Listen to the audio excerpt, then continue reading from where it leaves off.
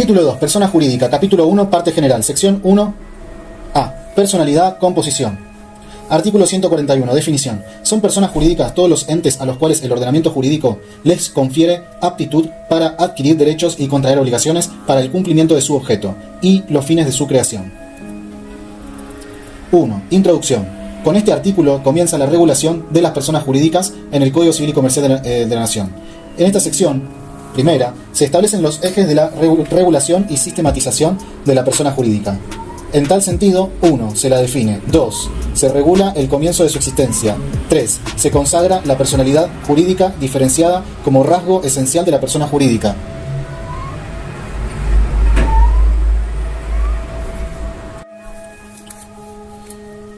Introducción. Con este artículo comienza la regulación de las personas jurídicas en el Código Civil y Comercial.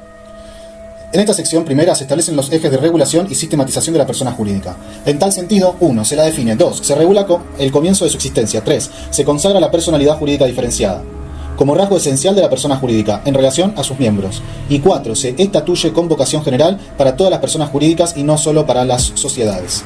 Artículo 54, párrafo 3 de la Ley 19.550. La teoría de la inoponibilidad de la personalidad jurídica.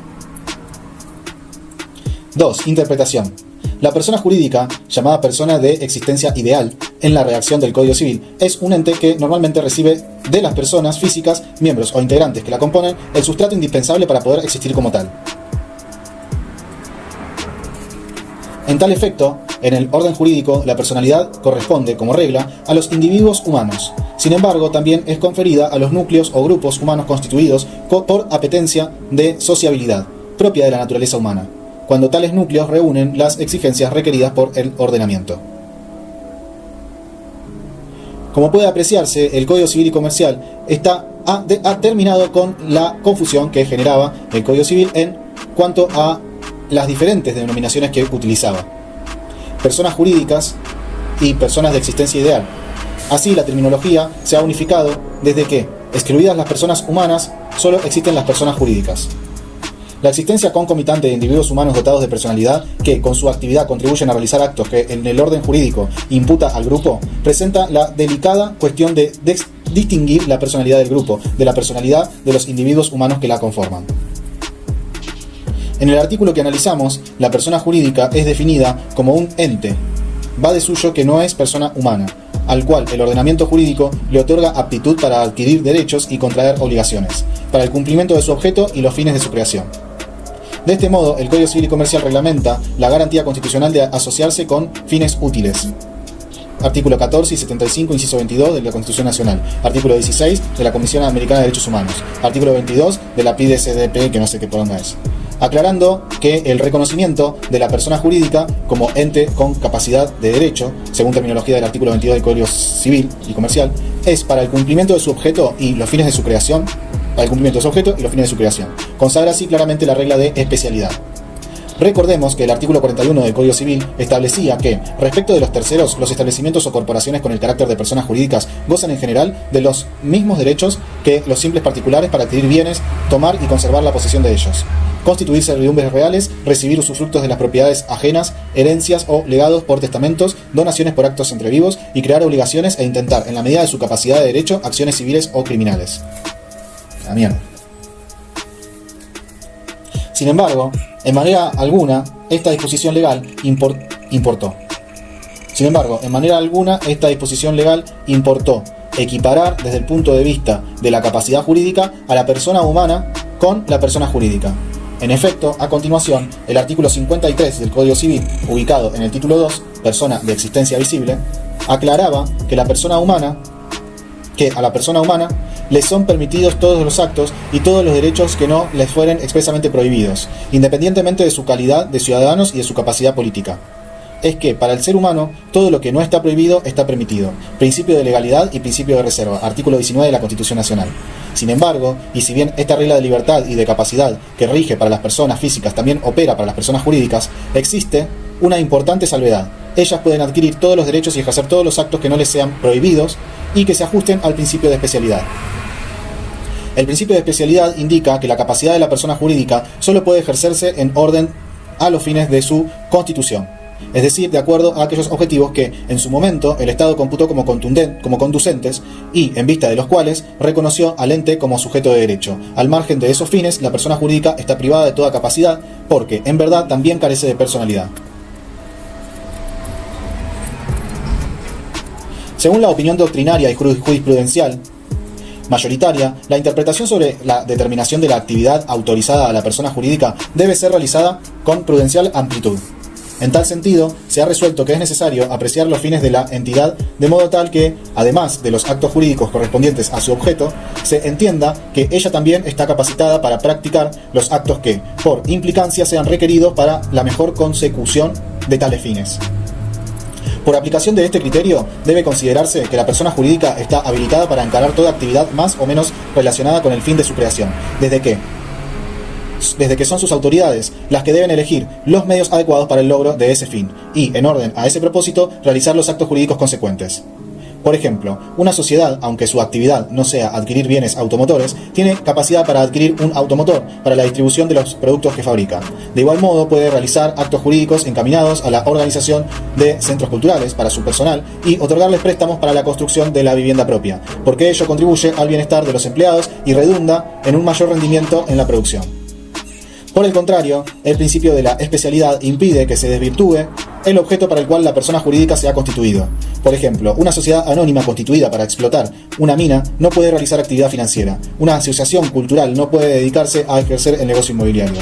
En suma, mientras que a la persona humana le son permitidos todos los actos y puede ejercer todos los derechos que no le estén expresamente vedados, la persona jurídica solo goza de capacidad jurídica para todo lo que está comprendido en sus fines propios, para los fines de la institución, en la terminología del Código Civil, artículo 35, y con mejor factura para el cumplimiento de su objeto, y los fines de su creación, para el cumplimiento de su objeto y los fines de su creación, en el Código Civil y Comercial, artículo 141.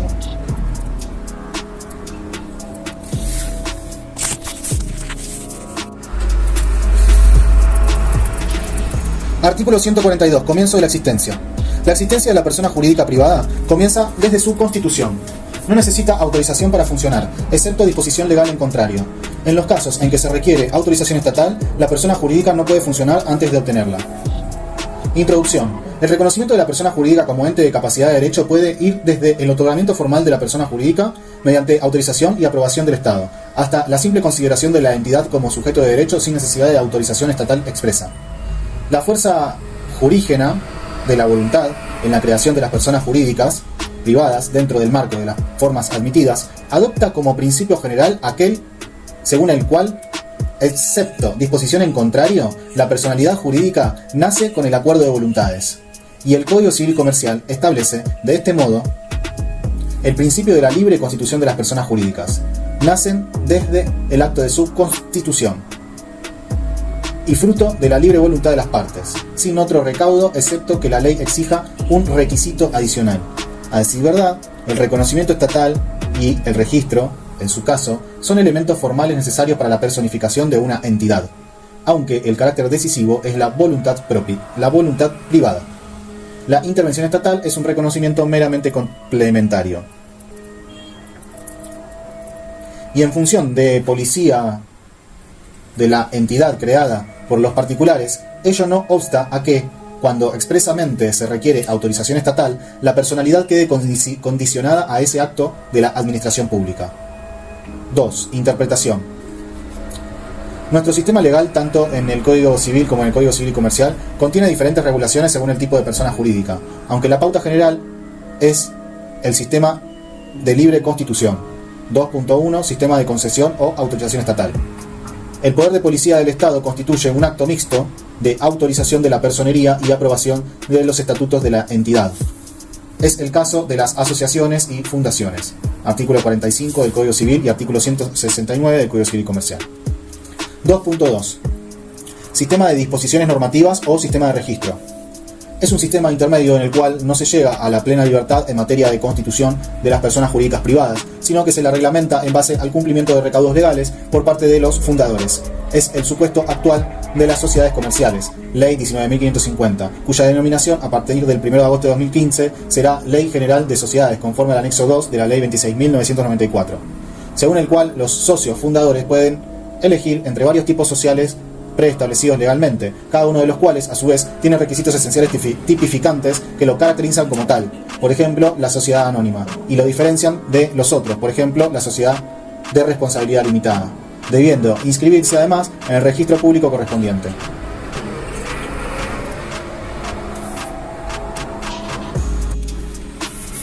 Sistema de disposiciones normativas o sistema de registro. Es un sistema intermedio en el cual no se llega a la plena libertad en materia de constitución de las personas jurídicas privadas, sino que se las reglamenta en base al cumplimiento de recaudos legales por parte de los fundadores. Es el supuesto actual de las sociedades comerciales, Ley 19.550, cuya denominación a partir del 1 de agosto del 2015 será Ley General de Sociedades, conforme al anexo de la Ley 26.994, según el cual los socios fundadores pueden elegir entre varios tipos sociales preestablecidos legalmente, cada uno de los cuales a su vez tiene requisitos esenciales tipificantes que lo caracterizan como tal. Por ejemplo, la sociedad anónima, y lo diferencian de los otros, por ejemplo, la sociedad de responsabilidad limitada, debiendo inscribirse además en el registro público correspondiente. 2.3. Sistema de constitución libre. Sin perjuicio de observar ciertas formas legales, la libertad en materia de constitución de las personas jurídicas es mayor.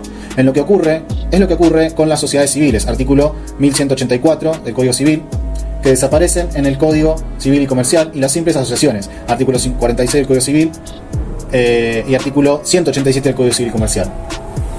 Desde antiguo se formularon citas al sistema de autorización estatal, que constituye una restricción al derecho de asociación, al otorgar al poder público facultades para hacer de la consideración del objeto de bien común una cuestión política. Que el derecho de asociarse con fines útiles lleva implícito el derecho de obtener la autorización estatal a favor de las personas jurídicas que, como consecuencia de esa asociación, fuesen constituidas. Vamos de nuevo con eso. Dice que desde hace mucho tiempo se formularon críticas al sistema de autorización estatal. Esas críticas son que constituye una restricción al derecho de asociación al otorgar al poder público facultades para hacer de la consideración del objeto de bien común una cuestión política. Y la otra es que el derecho de asociarse con fines útiles lleva implícito el derecho de obtener la autorización estatal a favor de las personas jurídicas que, como consecuencia de esa asociación, fueren constituidas.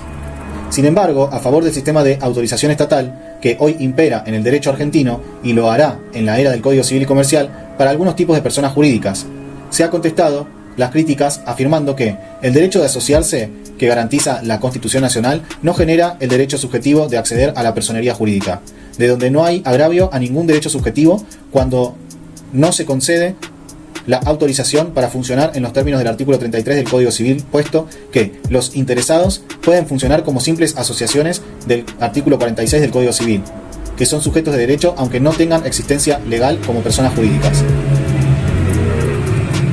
Siguiendo esta última línea de razonamiento, si bien hoy los sujetos de derechos que no son personas humanas son personas jurídicas, no hay otra alternativa, una entidad que no obtiene autorización estatal para funcionar como asociación civil podrá hacerlo como simple asociación.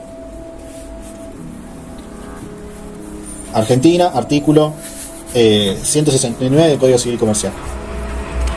Bajo un régimen jurídico distinto, sin perjuicio de recurrir judicialmente la decisión que deniega la autorización. Por lo demás, el ejercicio del poder de policía por parte del Estado no implica concebir que la persona jurídica es una ficción, ni tampoco que la personalidad sea un favor o concesión discrecional de la administración pública. Por el contrario, se trata del contralor que debe ejercer el Estado, encargado de preservar el orden público, verificando que las personas jurídicas que autoriza para funcionar como tales sean coherentes o compatibles con aquel.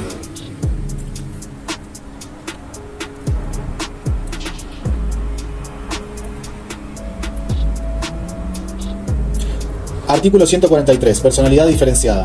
La persona jurídica tiene una personalidad distinta de la de sus miembros. Los miembros no responden por las obligaciones de la persona jurídica, excepto en los supuestos que expresamente se prevén en este título, lo que disponga la ley especial. Introducción. La diversa personalidad de la entidad y de sus miembros componentes es esencial para la comprensión del tema. Cada entidad es un sujeto de derecho independiente y por eso es titular exclusivo de las relaciones jurídicas en que interviene. Cuando una entidad dotada de personalidad jurídica contrata y adquiere bienes, resulta obligada o favorecida por las consecuencias del contrato y propietaria de los bienes que adquiere. Así, por ejemplo, las instalaciones existentes en un club deportivo, asociación civil, son de la entidad y no de los socios o asociados. que no tienen sobre ellas ni siquiera un virtual condominio, sino solamente la posibilidad de usarlas conforme a la reglamentación interna establecida por la propietaria de los bienes, o sea, la entidad. Por aplicación de la regla de la distinta personalidad,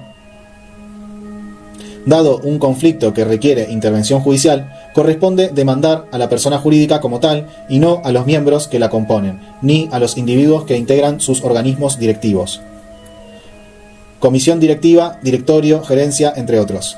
Aun cuando la notificación de la demanda deba hacerse en la persona de quien ejerce la representación de la entidad, se satisface así la finalidad principal perseguida por quienes constituyen una persona jurídica: crear un nuevo sujeto de derecho con distinto patrimonio y distinta responsabilidad.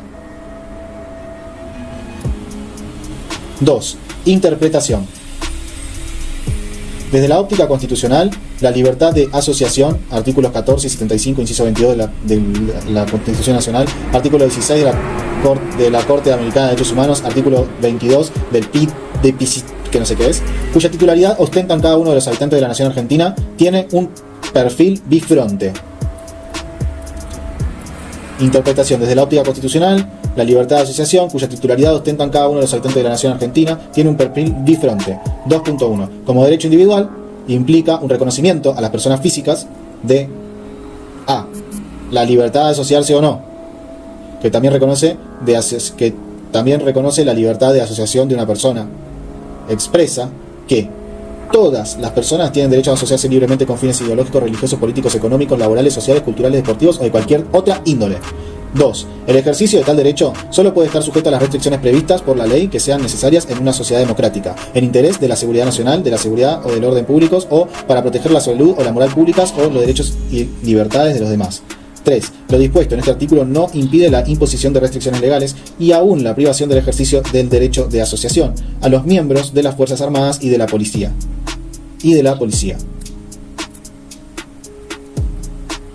B. Formar una asociación o persona jurídica. C. No ingresar a una asociación o persona jurídica determinada o no ingresar a ninguna. D. Dejar de pertenecer a una asociación o persona jurídica de la que se es socio o asociado. Bien, entonces, la interpretación desde la óptica constitucional puede verse con un perfil bifronte. Como derecho individual, implica un reconocimiento de las personas físicas de la libertad de asociarse, formar una asociación, no ingresar a una asociación, dejar de pertenecer a una asociación. Todo eso tenemos derecho. Muchas veces el interés general lleva a limitar este ejercicio negativo del derecho asociativo, como ocurre, por ejemplo, con la colegiación obligatoria para el ejercicio de una profesión en los supuestos de asociaciones impuestas o forzosas. ¡Apá! Se puso picante. El Estado, en estas circunstancias, y a fin de asegurar el cumplimiento de ciertos fines públicos, puede restringir la regla básica de la libertad negativa de asociación. En este sentido, se ha dicho que no es constitucional cualquier forma coactiva de asociación. Como regla, el ingreso a una asociación debe ser voluntario. No puede compelerse a nadie a incorporarse a una asociación determinada o a una cualquiera entre varias existentes, sean de derecho privado o derecho público. En el caso Ferrari, la Corte Suprema de Justicia de la Nación sostuvo la constitucionalidad de la ley que, en la Ciudad de Buenos Aires, estableció la colegiación obligatoria de los abogados, personas jurídicas públicas no estatales, estimando que el Colegio Público de Abogados, dada su naturaleza, no es una asociación que se integre con la adhesión libre y espontánea de cada componente, y que, por no serlo, tampoco se viola el derecho a no ser compelido a ingresar a una asociación por la circunstancia de que los abogados tengan que matricularse forzosamente en ese colegio para ejercer su profesión. Los colegios tienen potestades de gobierno de las respectivas matrículas, las que no pueden ser asimiladas a las facultades sancionatorias de las asociaciones. 2.2. Como derecho de la asociación. Se le conoce un estatus jurídico distinto del de sus miembros. Por lo tanto, la persona jurídica tiene una personalidad distinta de la de sus socios o asociados, y los miembros no responden por las obligaciones de la persona jurídica, excepto en los supuestos que expresamente prevé la ley. Socios de una sociedad colectiva, artículo 125 de la Ley General de Sociedades, 19.550. De este modo se le reconoce a la entidad una zona de libertad jurídicamente relevante en la que no se produzcan interferencias arbitrarias del Estado, Como dijimos, dicho reconocimiento puede ir desde el otorgamiento formal de la personalidad jurídica mediante autorización y aprobación del Estado hasta la simple consideración de la entidad como sujeto de derecho sin necesidad de autorización estatal expresa. Así las cosas, la personalidad diferenciada de las personas jurídicas se traduce en una porción de libertad jurídica de la que son titulares las entidades y que implica reconocerles en general. A. Un estatus jurídico en virtud del cual se les concede cierta capacidad de derecho. B. Un poder de disposición para realizar actos jurídicamente relevantes dentro del fin propio de la asociación.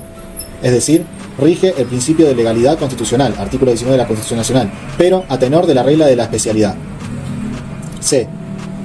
Un área de libertad inofensiva para regir con autonomía la órbita de la propia entidad. Así, por ejemplo, en materia de poder disciplinario de la persona jurídica sobre sus miembros, no debe interferir el Estado, no controla medidas ni sanciones, y, en su caso, las sanciones solo se revisan judicialmente en caso de violación del derecho de defensa del afectado o en caso de arbitrariedad manifiesta. 2.3. Distinción y efectos. Por su parte, en concreto, de la neta distinción entre la personalidad del ente y la de sus miembros, surgen importantes consecuencias prácticas que son: a. La existencia de distintos patrimonios, el de la entidad y el de los individuos que con su actividad humana nutren la actividad de la entidad. B. La distinta titularidad de derechos a que da lugar la actividad de la entidad, de manera que los bienes pertenecientes a ella no pertenecen a los individuos integrantes de la misma y viceversa. C. La diversa responsabilidad a que da lugar la aludida actividad que en principio solo compromete la de la entidad actuante. D. La posibilidad de alterar la composición humana del núcleo sin que se modifique la situación jurídica de la entidad. E. La posibilidad de que la entidad rija su propio orden interno y establezca los derechos y deberes de los individuos que componen la persona jurídica, corporación o que se benefician de su actividad, fundación. Artículo 144. Inoponibilidad de la personalidad jurídica. Inoponibilidad. La actuación que esté destinada a la consecución de fines ajenos a la persona jurídica constituya un recurso para violar la ley, el orden público o la buena fe para frustrar derechos de cualquier persona. Se imputa a quienes a título de socios, asociados, miembros o controlantes directos o indirectos la hicieron posible, quienes responderán solidaria e ilimitadamente por los perjuicios causados.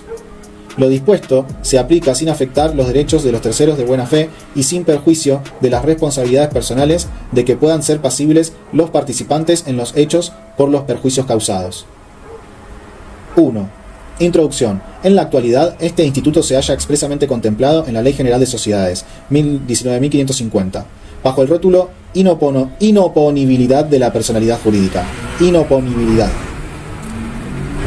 Se trata de la desestimación, prescindencia o inoponibilidad de la personalidad jurídica como instituto de excepción al criterio de separación o diferenciación entre entidad y sus miembros. La nueva normativa consagra así el principio de relatividad de la persona jurídica cuando es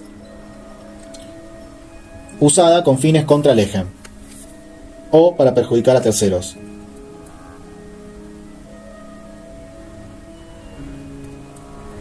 2. Interpretación. En efecto, el principio de separación de la personalidad no es absoluto.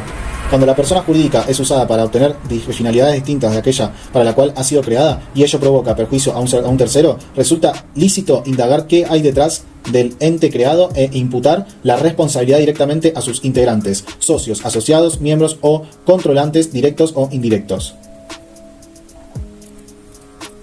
A. Si se trata de una persona jurídica constituida con causa ilícita o simulada. B. Si la persona jurídica es un mero recurso para violar la ley, esto es, si con su actuación se transgrede la norma jurídica. C. Si a través de la persona jurídica se evita o elude fraudulentamente la aplicación de la norma imperativa correspondiente. Esta tesis ha sido ampliamente desarrollada en el ámbito societario y laboral, artículo 54 de la Ley 19.550, con abundante doctrina y jurisprudencia. La novedad del Código Civil Comercial es que hace extensiva esta teoría a cualquier persona jurídica privada, ya que el abuso en su constitución y la desvirtuación de su finalidad, tanto genética como en la posterior dinámica funcional, constituyen manifestaciones de una utilización desviada del recurso de la personalidad, que son susceptibles de producirse en cualquier clase de persona jurídica, lo cual fundamenta la previsión del instituto en un sistema general.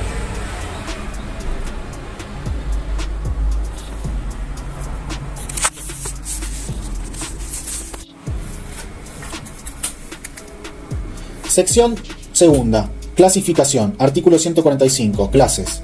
Las personas jurídicas son públicas o privadas. 1. Introducción. Según el Código Civil y Comercial, al igual que el Código Civil, las personas jurídicas pueden ser públicas o privadas. Para ubicarlas en uno u otro sector, la doctrina ha tenido en consideración diversos elementos.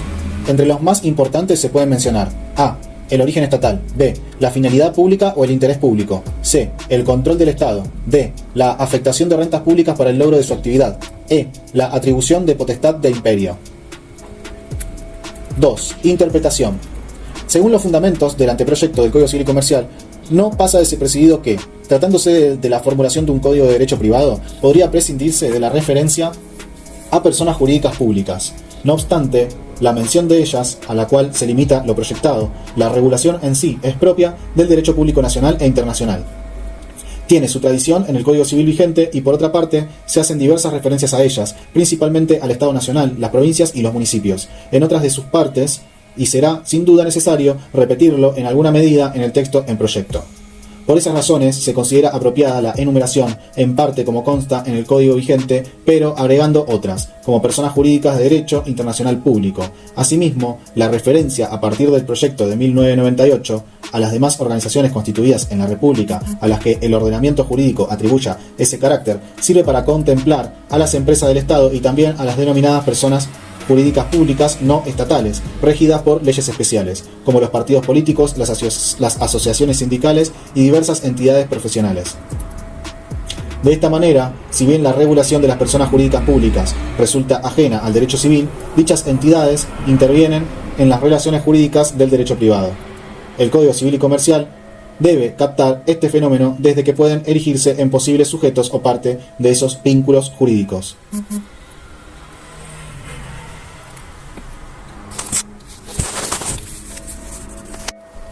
Artículo 146. Personas jurídicas públicas. Son personas jurídicas públicas: A. El Estado Nacional, las provincias, la Ciudad Autónoma de Buenos Aires, los municipios, las entidades autárquicas y las demás organizaciones constituidas en la República a las que el ordenamiento jurídico atribuya ese carácter. B. Los estados extranjeros, las organizaciones a las que el derecho internacional público reconozca personalidad jurídica y toda otra persona jurídica constituida en el extranjero cuyo carácter público resulte de su derecho aplicable. C. La Iglesia Católica. Artículo 147. Ley aplicable. Las personas jurídicas públicas se rigen en cuanto a su reconocimiento, comienzo, capacidad, funcionamiento, organización y fin de su existencia, por las leyes y ordenamientos de su Constitución. Ese era el artículo 147. Introducción. El Estado ha sido definido por algunos autores como la realidad social y política integrada por un conjunto de hombres, con asiento en un determinado ámbito territorial, potestad soberana en lo interior e independencia en sus relaciones internacionales. 2. Interpretación. 2.1. El Estado Nacional, los Estados Provinciales, la Ciudad Autónoma de Buenos Aires y los municipios, conforme al sistema federal de la Organización Política de la República Argentina, que centraliza el poder con base territorial.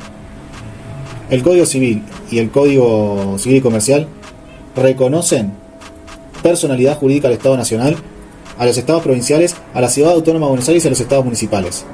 La personería jurídica del Estado Nacional surge de los artículos 1, 9, 10, 14, 18, 20, 21, 23, 31, 44, 87, 99, 108 y 128 de la Constitución Nacional.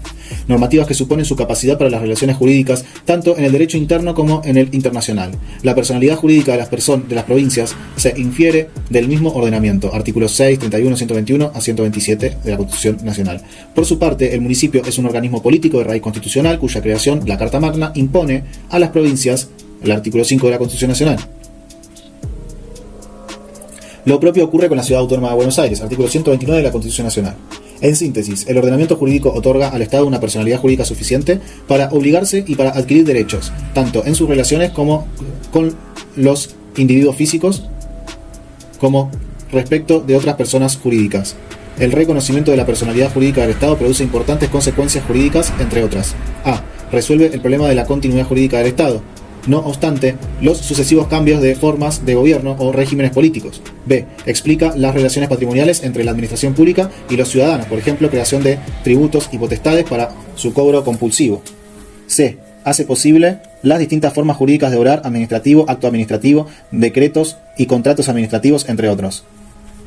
D. Legitima las acciones de responsabilidad contra el Estado, quien responde con sus propios bienes. E. Da lugar a las relaciones entre distintos estados entre sí, por ejemplo, relaciones entre municipios, provincias, nación u otras personas jurídicas públicas. Y F. Posibilita que el Estado pueda estar en juicio, sea como actor o demandado.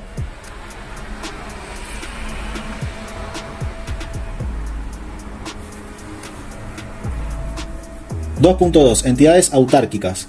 Las entidades autárquicas son núcleos desprendidos de la organización administrativa del Estado, a las que éste encomienda funciones públicas específicas, para lo cual las dota de un patrimonio propio y de las atribuciones necesarias para su administración. Como toda persona jurídica, las entidades autárquicas tienen los atributos de la personalidad, es decir, nombre, domicilio, capacidad y patrimonio. Son ejemplos de entidades autárquicas el Banco Central de la República Argentina, BCRA, que ejerce la superintendencia de las entidades financieras y fija las políticas monetarias, y las universidades nacionales, que prestan un servicio educativo consistente en la preparación de profesionales en las distintas áreas científicas, entre otras. 2.3. La Iglesia Católica. En opinión de algunos autores, la Iglesia Católica es un ente público no estatal de jerarquía constitucional. Esta doctrina tiene apoyo en el artículo 2 de la Constitución Nacional, según el cual el gobierno federal sostiene el culto católico, apostólico y romano. La personalidad jurídica pública reconocida a la Iglesia Católica, cuya justificación se encuentra en razones históricas y con base en el derecho canónico, se extiende a cada una de sus extensiones territoriales, diócesis y parroquias. En cambio, las corporaciones religiosas tienen carácter privado. Artículo 108 del Código Civil y Comercial. Pudiéndose organizar como personas jurídicas privadas. Artículo 33, segunda parte del Código Civil, o artículo 168 del Código Civil y Comercial. O como simples sujetos de derecho. Del mismo modo que el Estado, el reconocimiento de la personalidad jurídica de la Iglesia, produce los siguientes efectos. A. Legitima las acciones de responsabilidad contra la Iglesia, quien responde con sus propios bienes, aunque su embargabilidad puede sufrir limitaciones. B. Goza de capacidad para contratar en el tráfico negocial. C. Posibilita que pueda estar en juicio, ya sea como actora o demandada. 2.4. Otras personas jurídicas no estatales. Artículo 146, inciso A, última parte del Código Civil y Comercial. La doctrina del derecho administrativo ha impuesto la noción de ente público no estatal para explicar la naturaleza de algunas personas que, aunque ejercen algún tipo de función pública, están integradas por particulares y, en su constitución, el Estado no puede haber tenido injerencia decisiva. Estas personas desempeñan funciones que, directa o indirectamente, se vinculan con los fines del Estado, y este carácter público las distingue de las entidades que se rigen exclusivamente por el derecho privado. No están enumeradas en el Código Civil, pero su existencia está fuera de toda duda. En esta categoría se encuentran, entre otros, los colegios profesionales, que tienen potestades de gobierno de las respectivas matrículas de los profesionales. B. Los sindicatos, que tienen facultades para establecer convenciones colectivas de trabajo y aportes obligatorios para los trabajadores afiliados. Y C. Las obras sociales del Estado Nacional, empresas y sociedades del Estado, entre otras.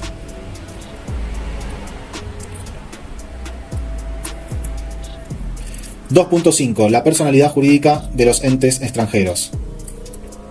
La idea central que explica este reconocimiento de los estados extranjeros, las organizaciones a las que el derecho internacional público reconoce personalidad jurídica y toda otra persona jurídica constituida en el extranjero cuyo carácter público resulte de su derecho aplicable, se basa en que son tales para el derecho argentino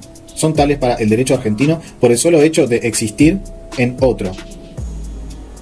En nuestro derecho es principio consagrado en el artículo 20 de la Constitución Nacional, reglamentado tanto en el Código Civil, artículos 7, 30, 33, como en la Ley 19.550, artículo 118. En el Código Civil y Comercial, la reglamentación del dispositivo constitucional precitado emana de la propia norma en comentario. Entre las personas jurídicas internacionales podemos mencionar la Organización de las Naciones Unidas y la UNESCO, entre otras muchas. 2.6. Ley aplicable. Según el artículo 147 del Código Civil y Comercial, tratándose de personas jurídicas públicas, la regulación en sí es propia del derecho público nacional e internacional según los casos. Artículo 148. Personas jurídicas privadas. Son personas jurídicas privadas: A. Las sociedades. B. Las asociaciones civiles. C. Las simples asociaciones. D. Las fundaciones. E. Las iglesias, confesiones, comunidades e entidades religiosas. F. Las mutuales. G. Las cooperativas. H. El consorcio de propiedad horizontal. I. Toda otra contemplada en disposiciones de este código o en otras leyes y cuyo carácter de tal se establece o resulta de su finalidad y normas de funcionamiento. 1. Introducción. En este artículo se enumeran de manera no taxativa las personas jurídicas privadas, confiriéndole personalidad jurídica a entes que eran objeto de discusión doctrinaria y jurisprudencial, como es el caso del consorcio de propiedad horizontal. 2. Interpretación. En efecto, con la sanción de la ley 13.512/1948, se autorizó la división horizontal de la propiedad, hasta entonces prohibida por el artículo 2617 del Código Civil. Según dicha normativa, A. Se preveía la propiedad exclusiva sobre las unidades funcionales y el condominio sobre las partes comunes. Y B. Se autorizaba la constitución del consorcio de propietarios, que debía de redactar un reglamento que debía contener un representante de los propietarios. A pesar de la ley 13.512, hubo quienes negaron enfáticamente que el consorcio constituyera una persona jurídica. Se sostuvo en lo sustancial que los propietarios solo son sobre las partes propias de manera exclusiva y sobre las comunes, respecto de las cuales se establece un condominio con indivisión forzosa. En consecuencia, el consorcio carece de patrimonio y aún de la posibilidad de adquirirlo. Se dijo que se estaba en presencia de una comunidad de derechos, género del participante del condominio, la comunidad hereditaria, la sociedad conyugal, por ejemplo, en la que hay derechos que pertenecen a una pluralidad de sujetos, sin que esa pluralidad se llegue a personificar. Otros, por el contrario, entendieron que si era persona jurídica con apoyo en la reforma del artículo 33 del Código Civil, por la ley 17.711, al aludir a otras entidades, aunque no requieran autorización expresa del Estado para funcionar. Hoy la discusión está zanjada. El consorcio de propietarios es una persona jurídica, más aún en el artículo 2044 de la Constitución del Código Civil Comercial. Establece que el conjunto de los propietarios de las unidades funcionales constituye la persona jurídica consorcio. Tiene su domicilio en el inmueble, sus órganos son la asamblea, el consejo de propietarios y el administrador.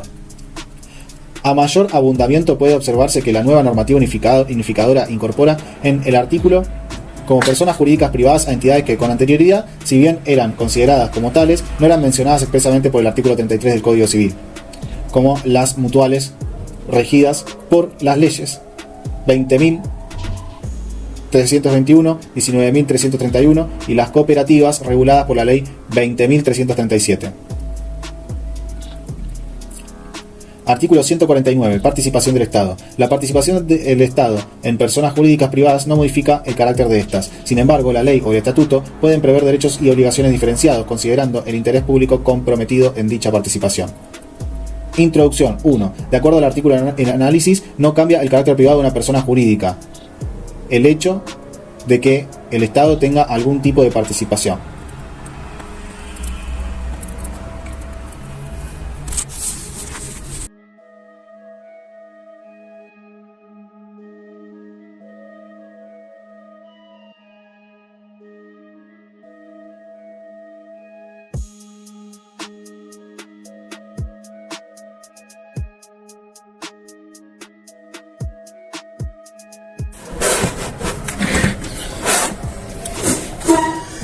Dos. Interpretación.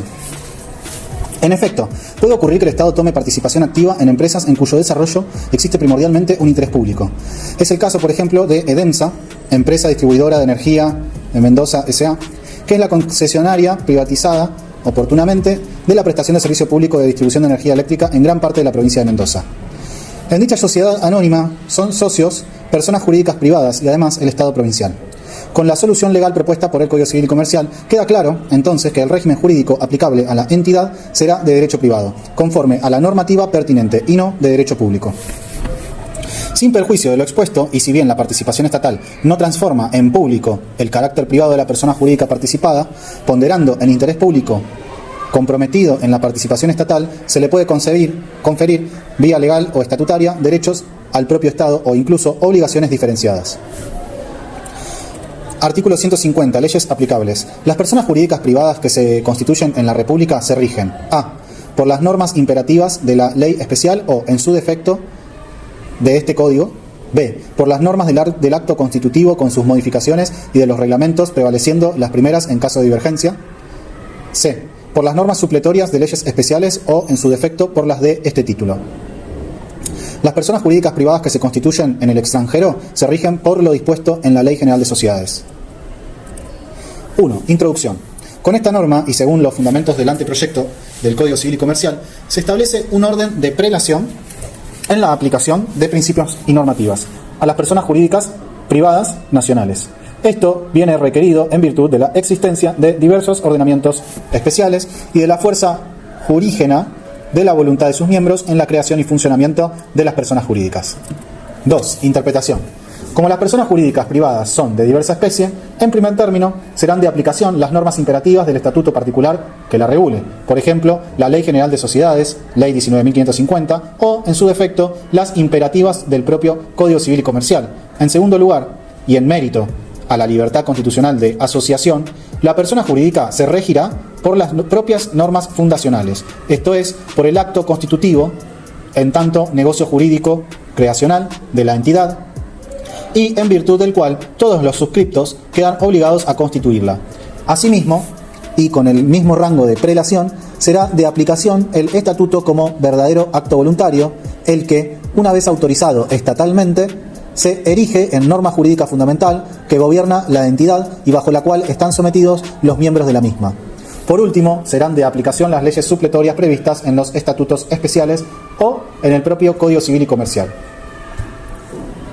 En cuanto a las personas jurídicas constituidas en el extranjero, el Código Civil y Comercial remite a la Ley 19.550.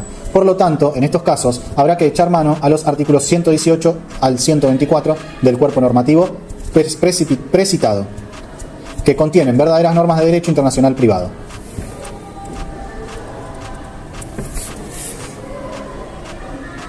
Sección tercera. Persona jurídica privada.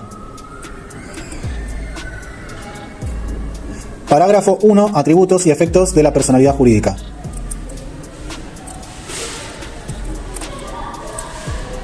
Artículo 151. Nombre. La persona jurídica debe tener un nombre que la identifique como tal, con el aditamiento indicativo de la forma jurídica adoptada. La persona jurídica, en liquidación, debe aclarar esta circunstancia en la utilización de su nombre. El nombre debe satisfacer recaudos de veracidad, novedad y aptitud distintiva, tanto respecto de otros nombres como de marcas, nombres de fantasía u otras formas de referencia a bienes o servicios, se relacionen o no con el objeto de la persona jurídica. No puede contener términos o expresiones contrarios a la ley, el orden público o las buenas costumbres, ni inducir a error sobre la clase u objeto de la persona jurídica. La inclusión en el nombre de la persona jurídica del nombre de personas humanas requiere la conformidad de estas, que se presume si son... Sí. De nuevo, el nombre debe satisfacer recaudos de veracidad, novedad y aptitud distintiva, tanto respecto de otros nombres como de marcas, nombres de fantasía u otras formas de referencia a bienes o servicios, se relacionen o no con el objeto de la persona jurídica. No puede contener términos o expresiones contrarios a la ley, el orden público o las buenas costumbres, ni inducir a error sobre la clase u objeto de la persona jurídica. La inclusión en el nombre de la persona jurídica del nombre de personas humanas requiere la conformidad de estas, que se presume si son miembros. Sus herederos pueden oponerse a la continuación del uso, si acreditan perjuicios materiales o morales. 1. Introducción. Como consecuencia de la distinta personalidad de la entidad y sus miembros, surge la necesidad de su identificación, bajo una denominación propia, con el aditamiento indicativo de la forma jurídica adoptada. Por eso se reconoce a la persona jurídica un nombre, como un atributo inherente a ella. Incluso si se encuentra en liquidación, debe aclarar esta circunstancia en la utilización del nombre, que la individualiza y la distingue de los socios. Así las cosas, la persona jurídica queda obligada cuando quien la representa lo hace bajo la designación de su nombre social. 2. Interpretación. El nombre de la persona jurídica es de libre elección, a diferencia de la persona humana, en la cual los nombres de pila pueden repetirse sin problemas. El nombre social, para ser distintivo, debe cumplir con ciertos recaudos. A. Ser veraz, o sea, no contener enunciaciones e indicaciones capaces de engañar al público. Por ejemplo, no puede contener términos o expresiones capaces de inducir al error sobre la clase u objeto de la persona jurídica. B. Ser lícito, esto es, no estar compuestos de expresiones inmorales, contrarias a las buenas costumbres, etc. C. Ser original, es decir, no consistir en palabras que por su generalidad o imprecisión no cumplan con la función de identificar a la entidad. D. Ser novedoso, en el sentido de que no debe repetir expresiones o denominaciones ya empleadas por otra persona jurídica del mismo ramo en el ámbito donde aquel alcanza con sus actividades sociales, mercantiles, etc. E. Gozar de aptitud distintiva, tanto respecto de otros nombres como de marcas, nombres de fantasía u otras formas de referencia a bienes o servicios, se relacionen o no con el objeto de la persona jurídica. Para coadyuvar en el cumplimiento de estos recaudos, la autoridad administrativa de control suele dictar regulaciones en las cuales se establecen pautas para la elección del nombre y así evitar la elección de nombres repetidos o contrarios a la ley. Por ejemplo, la resolución 7/2005 IGJ. Asimismo, el organismo de control suele llevar un sistema de registro de nombre para evitar nombres iguales que luego generen confusión en el tráfico negocial.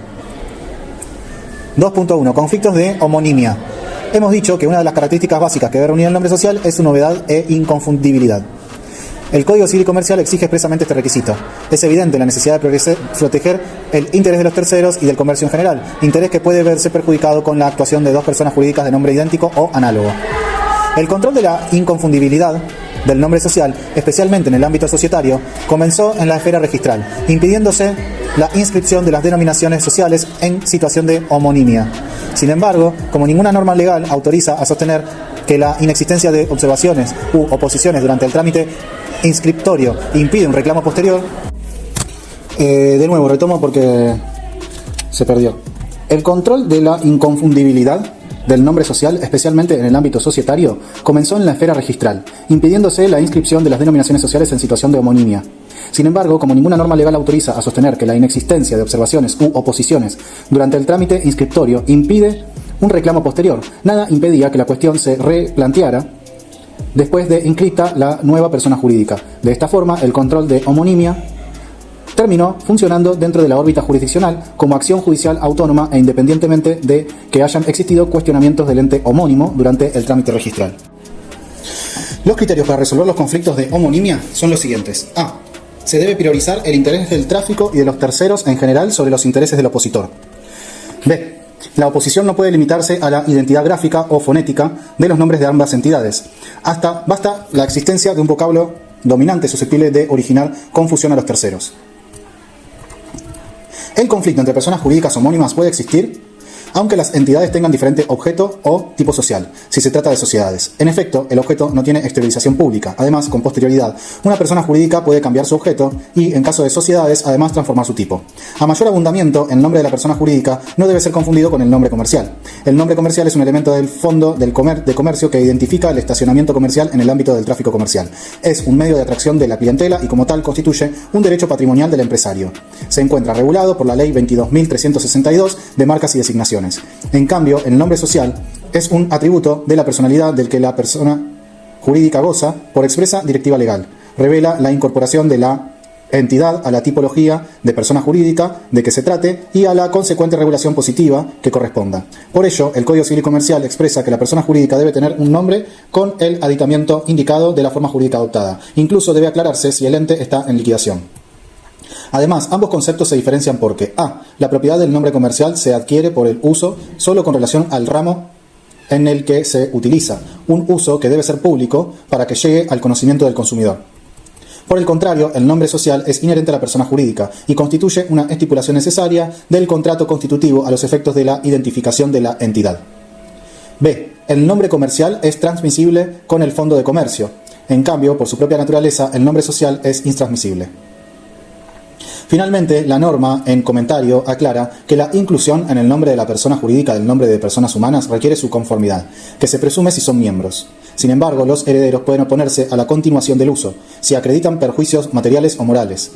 Artículo 358, Resolución 7/2005 para las asociaciones y fundaciones.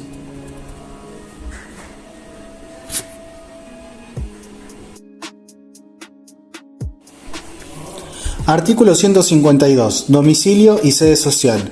El domicilio de la persona jurídica es el fijado en sus estatutos o en la autorización que se le dio para funcionar. La persona jurídica que posee muchos establecimientos o sucursales tiene su domicilio especial en el lugar de dichos establecimientos solo para la ejecución de las obligaciones allí contraídas. El cambio de domicilio requiere modificación del estatuto. El cambio de sede, si no forma parte del estatuto, puede ser resuelto por el órgano de administración. 1. Introducción. Como todo el sujeto de derecho, la persona jurídica tiene un domicilio general, que es el fijado en el lugar indicado por sus estatutos, o subsidiariamente donde se ubica la sede de su dirección o administración. Independientemente del domicilio general, las sucursales de la casa matriz tienen un domicilio especial, en el lugar del respectivo establecimiento, solo para la ejecución de las obligaciones allí contraídas por los agentes locales. 2. Interpretación. Véase el siguiente ejemplo. La sociedad La Esperanza es titular de un fondo de comercio dedicado a la explotación de un supermercado. Tiene su casa central en la ciudad de Buenos Aires y una sucursal en Mendoza. La sociedad decide tomar un préstamo bancario en la provincia de Mendoza. Vencido el plazo concedido, La Esperanza no devuelve al banco el dinero prestado. Pues bien, salvo pacto expreso en contrario, en el contrato de mutuo, la entidad financiera puede reclamar judicialmente el pago de la deuda a la sociedad ante los tribunales porteños o bien ante los tribunales mendocinos, aun cuando el domicilio en Mendoza no sea el general. En efecto, el domicilio ubicado en Buenos Aires es el domicilio general en el cual la sociedad puede ser demandada por cualquier tipo de deuda que haya concertado, incluso las contraídas a través de las sucursales. El domicilio situado en Mendoza es un domicilio especial y la sociedad solo puede ser demandada ahí con motivo de las obligaciones contraídas en esta provincia, como ocurre con el préstamo bancario mencionado. Por el incumplimiento del resto de las obligaciones debe ser demandada en Buenos Aires. Continúa diciendo el artículo comentado que el cambio de domicilio requiere modificación del estatuto. El cambio de sede, si no forma parte del estatuto, puede ser resuelto por el órgano de administración. En este sentido, debe aclararse que el domicilio social no es la dirección precisa, calle y número, de una determinada ciudad o población, propiamente domicilio social. Esa dirección es precisa, es lo que se conoce como la sede social. De esta manera, si los miembros no quieren que la dirección constituya una cláusula del estatuto, el mismo puede limitarse a expresar la ciudad o población en la que la sociedad tiene su domicilio. De cualquier modo, la mención o no de la dirección precisa en el estatuto social no es una circunstancia irrelevante. Si esa dirección figura como una cláusula del documento social, su cambio implicará la reforma de tales instrumentos. En cambio, el estatuto social se limita a expresar la jurisdicción, ciudad o población, donde la entidad tiene su domicilio y la sede se ha fijado por instrumento separado. La mudanza dentro de la misma jurisdicción, decidida por el órgano de administración, no exigirá reformar esos instrumentos.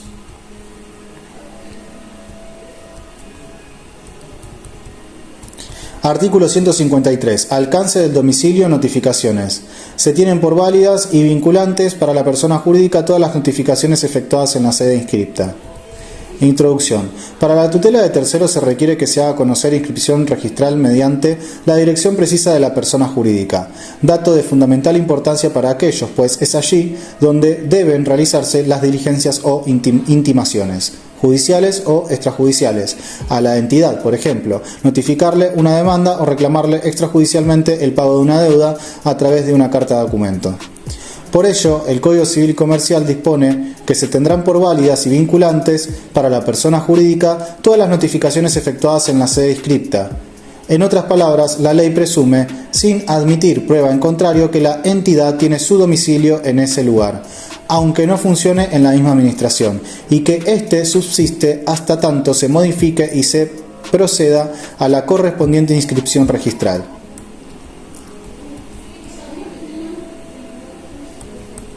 Interpretación. Todo lo expuesto implica que, frente a la notificación en la sede social inscripta de una demanda judicial o de una carta de documento para intimar un pago o para resolver un contrato, la persona jurídica que pretende discutir la validez de esa notificación no puede argumentar eficazmente que su sede se hallaba en otro lugar. El problema se presenta cuando el tercero interesado sabe que la persona jurídica tiene su sede social en el lugar diferente al inscripto. Por ejemplo, por haber contratado en la nueva dirección. ¿Puede ese tercero sostener que es válida la notificación judicial realizada en la vieja sede, que aún continúa inscripta registralmente, pero donde sabe que no existen rasgos de la administración? La respuesta es negativa, pues ese tercero no puede alegar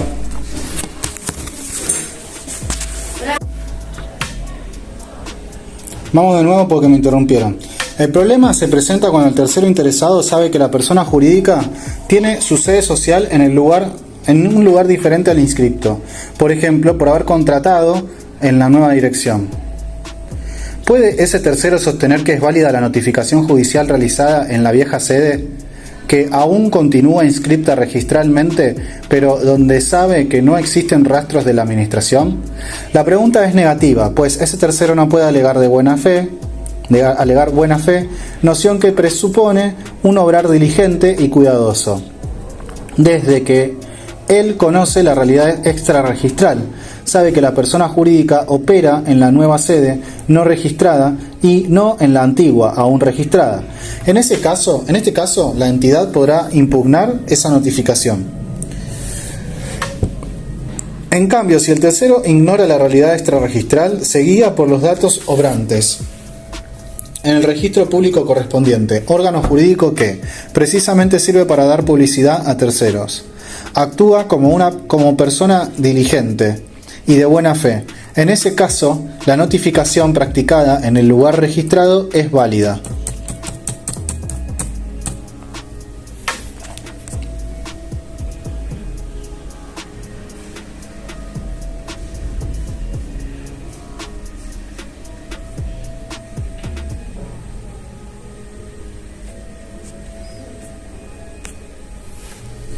Artículo 154. Patrimonio. La persona jurídica debe tener un patrimonio. La persona jurídica en formación puede inscribir preventivamente a su nombre los bienes registrables. 1. Introducción. Como todo sujeto de derecho, la persona jurídica tiene un patrimonio que no se confunde con el de los individuos que concurren a conformar el sustrato material de la entidad. En efecto, dado que para el derecho argentino el patrimonio es un atributo de la persona, si la persona jurídica careciese de todo patrimonio, se le estaría negando su propia personalidad. 2. Interpretación.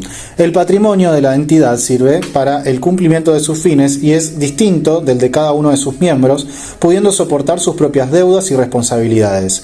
Es una consecuencia, claro está, del principio de personalidad diferenciada. Artículo 143 del Código Civil Comercial. Por consiguiente, los bienes de la entidad figuran en su propio patrimonio y no en el de los individuos que la integran. Por aplicación de la dualidad patrimonial comentada, los inmuebles que adquiere una persona jurídica deben inscribirse a su nombre en el registro de la propiedad inmobiliaria. Y otro tanto ocurre con los automotores en el registro de la propiedad del automotor. Finalmente, aclara la norma en comentario que la persona jurídica en formación puede inscribir preventivamente a su nombre los bienes registrables. Similar disposición hallamos en el artículo 38, infine, de la Ley General de Sociedades 19.550, hasta que el trámite de la Constitución se encuentre terminado. De esta manera, la entidad en formación no solo puede contar con los aportes iniciales, sino también ponerlos a resguardo de la acción de los acreedores del disponente una vez realizado el acto de dotación.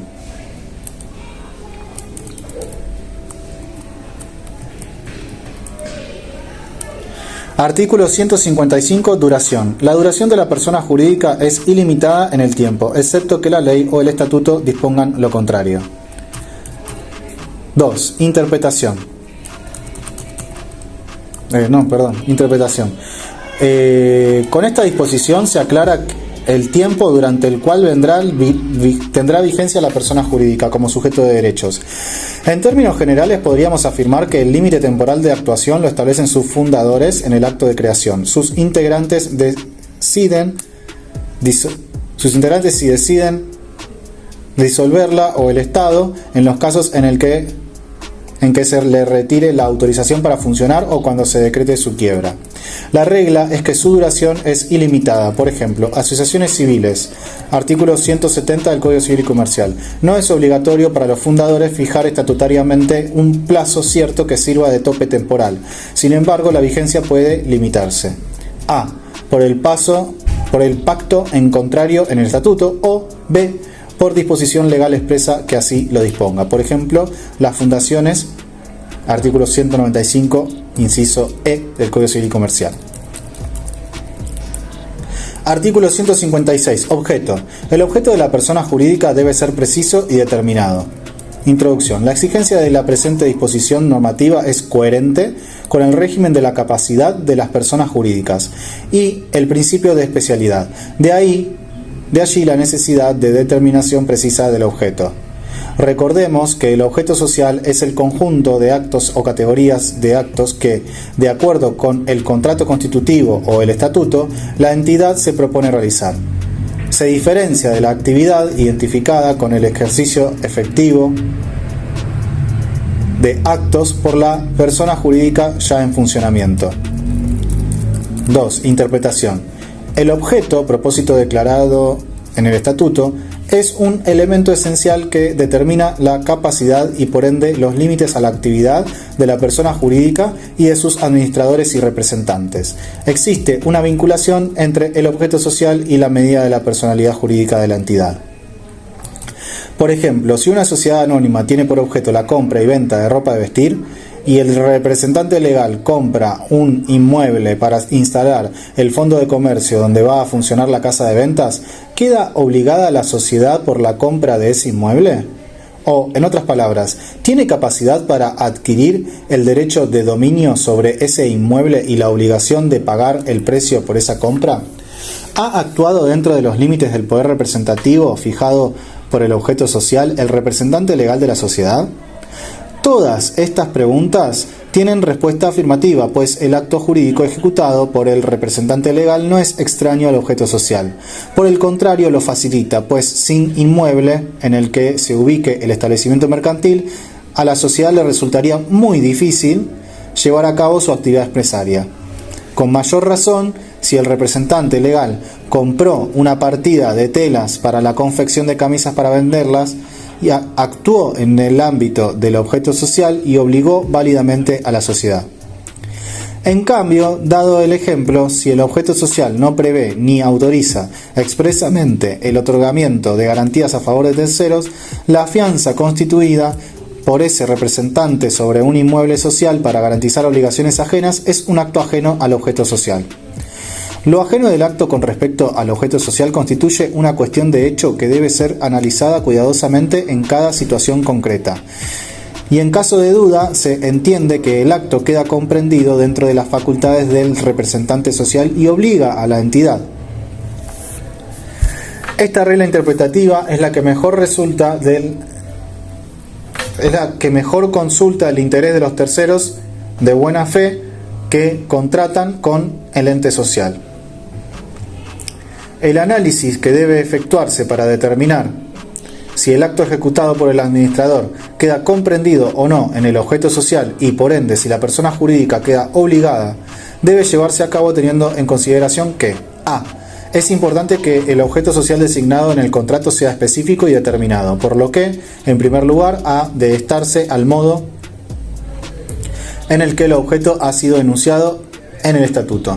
B. Se está habilitado para realizar aquellos actos complementarios o útiles o conexos para desarrollar su objeto. Por ejemplo, la compra del inmueble referenciada precedentemente para instalar el fondo de comercio. C. La ajenidad de la operación ejecutada por el representante social no está ligada a la naturaleza de las actividades de la sociedad, sino primordialmente a las categorías de actos que de manera alguna tienden a beneficiar a la entidad. Parágrafo 2. Segundo, funcionamiento. Artículo 157. Modificación del estatuto. El estatuto de las personas jurídicas puede ser modificado en la forma en que el mismo o la ley establezcan. La modificación del estatuto produce efectos desde su otorgamiento Si requiere inscripción, es oponible a terceros a partir de esta, excepto que el tercero la conozca.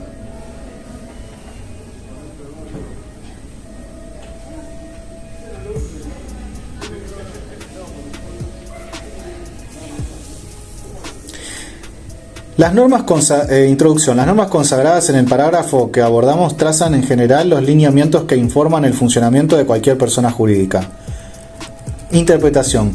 Comienza refiriéndose a la modificación del estatuto, que es el alma de la entidad que contiene los elementos esenciales que rigen los destinos de la misma. Su organización y funcionamiento, por ejemplo, identificación de los constituyentes, el nombre, el objeto, la sede social, las causales de extinción, el régimen de administración y representación, el régimen de ingreso, admisión, renuncia, sanciones disciplinarias, exclusión de asociados y recursos contra las decisiones, los órganos sociales de gobierno, la administración y representación, el procedimiento de liquidación. En cuanto a su modificación, aclara que el mismo puede ser modificado en la forma que el propio estatuto o la ley establezcan. Produce efectos desde su otorgamiento, simples asociaciones, salvo que requiera inscripción asociaciones civiles, en cuyo caso es oponible a terceros a partir de esta, excepto que el tercero conozca la modificación no inscripta, o sea, la realidad extrarregistral. Se trata de una aplicación de principio de buena fe, artículo 9 del Código Civil y Comercial, parámetro conforme al cual deben ejercerse los derechos.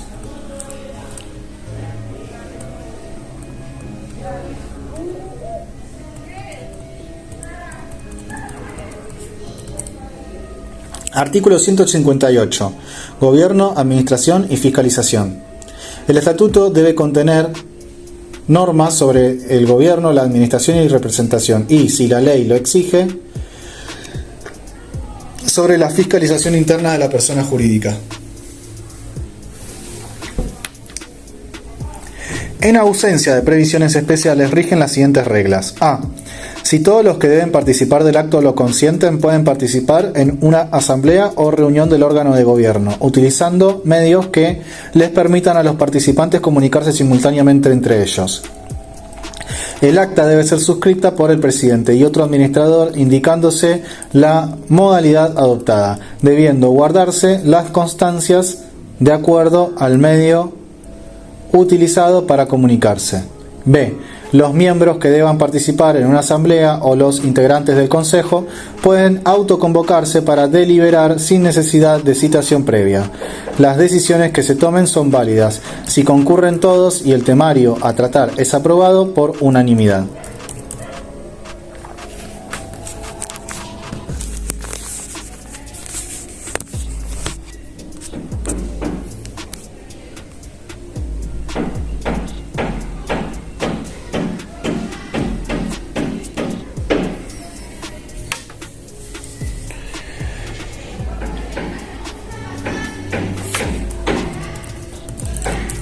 Introducción. El Código Civil Comercial delega en la autonomía de la voluntad de quienes constituyen la persona jurídica la creación del régimen de gobierno, la administración y la representación de la entidad y, si la ley la exige, también sobre la fiscalización interna de la persona jurídica.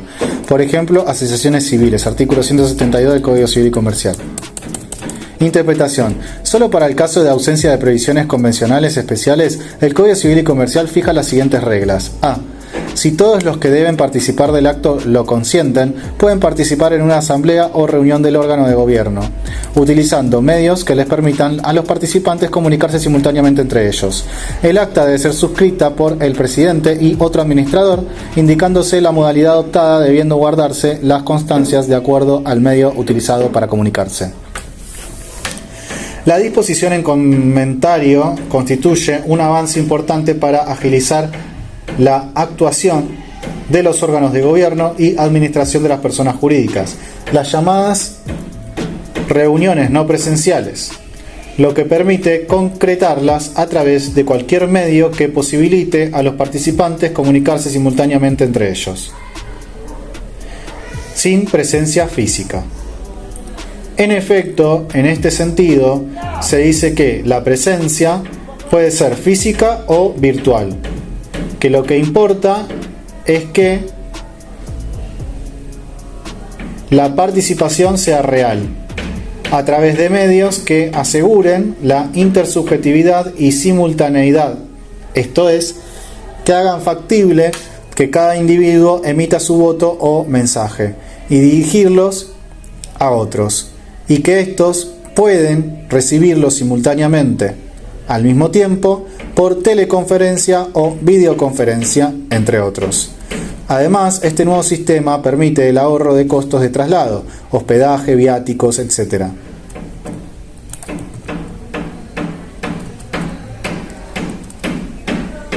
B. Los miembros que deban participar en una asamblea o los integrantes del consejo pueden autoconvocarse para deliberar sin necesidad de citación previa. Las decisiones que se tomen son válidas si concurren todos y el temario a tratar es aprobado por unanimidad.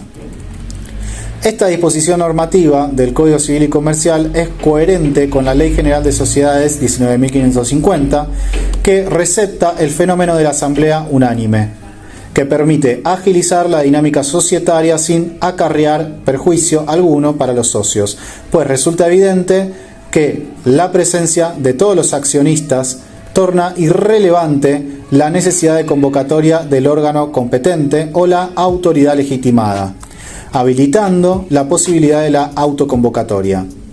Con disposiciones legales como esta, ante la eventual ausencia de reglas estatutarias claras, se evita que el funcionamiento de la persona jurídica quede trunco o se torne dificultoso o, lo que es más grave aún, pueda erigirse en una segura fuente de futuros conflictos. Artículo 159. Deber de lealtad y diligencia. Interés contrario. Los administradores de la persona jurídica deben obrar con lealtad y diligencia. No pueden perseguir ni favorecer intereses contrarios a los de la persona jurídica. Si en determinada operación los tuvieran por sí o por interpósita persona, deben hacerlo saber a los demás miembros del órgano de administración o, en su caso, al órgano de gobierno y abstenerse de cualquier intervención relacionada con dicha operación. Les corresponde implementar sistemas y medios preventivos que reduzcan el riesgo de conflictos de intereses en sus relaciones con la persona jurídica. Introducción. Las funciones del administrador abarcan la gestión operativa de los negocios sociales, la organización y la dirección de la persona jurídica, el cumplimiento del estatuto, la participación en el funcionamiento interno de la entidad y la representación de la misma frente a terceros. Esto se explica desde la llamada teoría del órgano.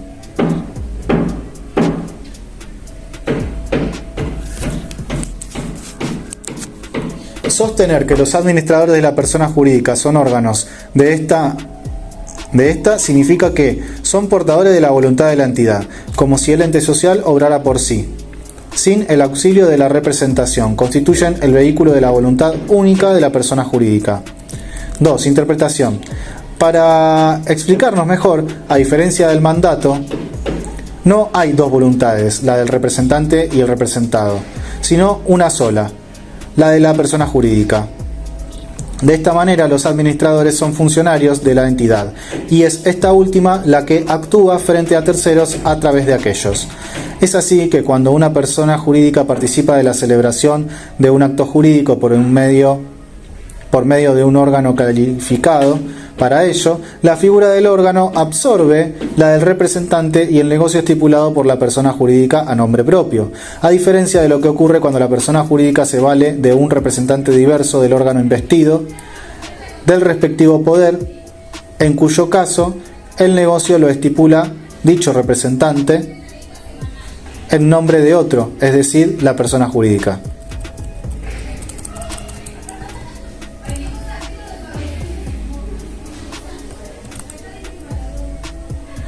En conclusión, el ordenamiento jurídico argentino tiene la llamada teoría del órgano.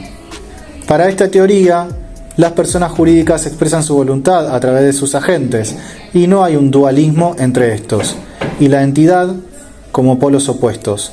Entre la entidad y sus dirigentes no hay un vínculo contractual, sino una relación institucional que proviene de la constitución y organización de la persona jurídica.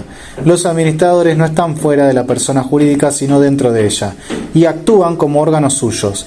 De esta manera, lo actuado jurídicamente por los administradores se imputa, o sea, se atribuye a la persona jurídica. Las normas constitutivas de la persona jurídica señalan la órbita de funcionamiento de los órganos, de manera que cuando la actividad de quien se desempeña en aquel carácter se desorbita, el exceso no es obra del órgano en cuanto tal, sino del individuo que ha determinado esa irregularidad, y por eso, en principio, el acto notoriamente extraño al objeto social no puede ponerse a cargo de la entidad. Artículo 58 de la Ley General de Sociedades, 19.550. En el Código Civil, el anterior, la doctrina supo hallar el fundamento normativo de la teoría del órgano para las personas jurídicas en general.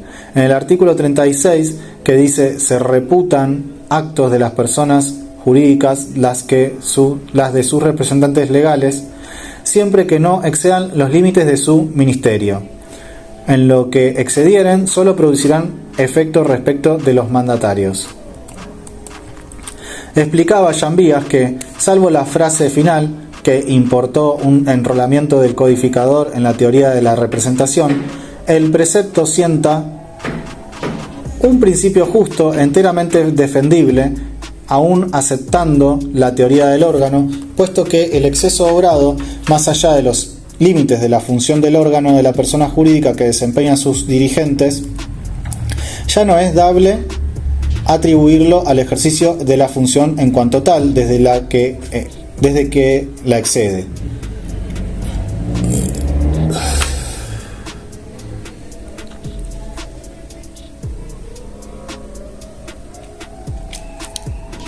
En otros términos, el órgano tiene señalado en las normas constitutivas de la persona jurídica la órbita de su funcionamiento, de manera que cuando la actividad de quien se desempeña en aquel carácter se desorbita, el exceso no es obra del órgano en cuanto tal, sino del individuo humano que ha determinado esa irregularidad, que no puede ponerse a cargo de la entidad, que queda extraña a la desorbitación. Por lo demás, esta teoría orgánica viene a explicar también la responsabilidad de las personas jurídicas por los actos ilícitos de sus administradores, órganos de ellas, cometidos en el desempeño funcional. Artículo 43 del Código Civil y artículo 1763 del Código Civil y Comercial. En efecto, la responsabilidad de la persona jurídica depende del contenido de la relación orgánica interna del actor material con la persona jurídica, es decir que, para poder atribuir responsabilidad a la persona jurídica será necesario que el órgano haya actuado en su carácter de tal, y esta circunstancia, precisamente, es la que permite establecer una responsabilidad del ente.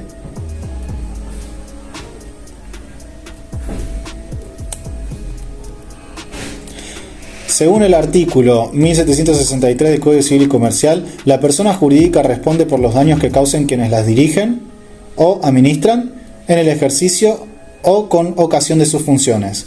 Se ha criticado esta disposición. Se habla de imprecisión del criterio legal acerca de las personas cuyos actos implicaran la responsabilidad de las entidades, pues no aclara la situación de los cuerpos colegiados ni tampoco si los administradores o directores a que se refiere son aquellos que tengan el carácter de representantes legales.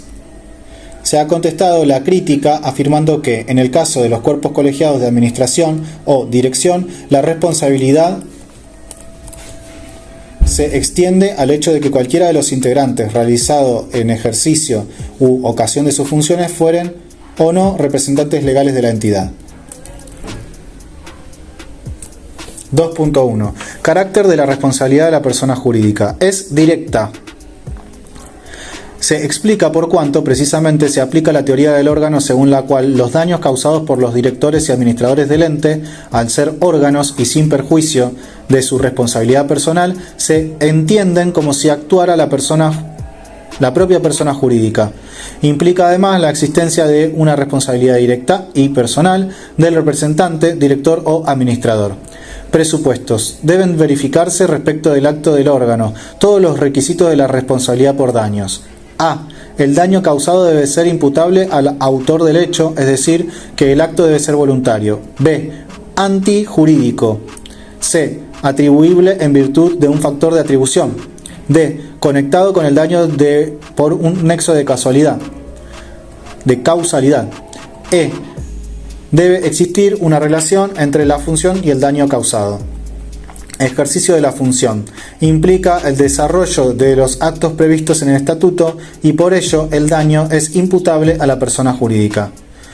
Ocasión de la función. Debe existir una relación razonable, causalidad directa e inequívoca entre las funciones y el daño. No hay responsabilidad si la función de quien dirige y o administra solo ha facilitado el hecho dañoso, pero no resulta indispensable para su comisión. Solo hay responsabilidad si el hecho dañoso no hubiera podido realizarse de ninguna forma de no mediar la función.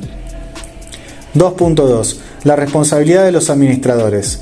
El artículo 159 del Código Civil y Comercial, que comentamos, contiene una norma imperativa dirigida a los administradores de la persona jurídica, sobre cómo deben actuar en su función.